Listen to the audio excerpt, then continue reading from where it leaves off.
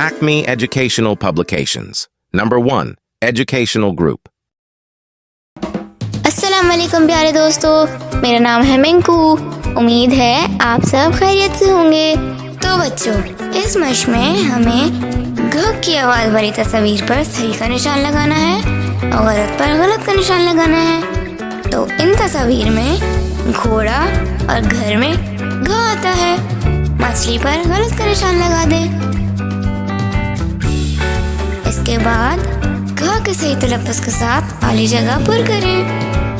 पहली खाली जगह में है घोड़ा, नंबर 2 में है ऊंट, नंबर 3 में है घास। बहुत खूब।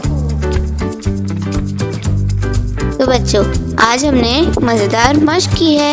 इसी तरह की और मज़ेदार वीडियोस देखने के लिए आप हमारे चैनल को लाइक करें, सब्सक्राइब करें और शेयर करें। मिलते हैं अगली वीडियो में। तब तक के लिए अल्लाह हाफ़िज़ प्यारे दोस्तों।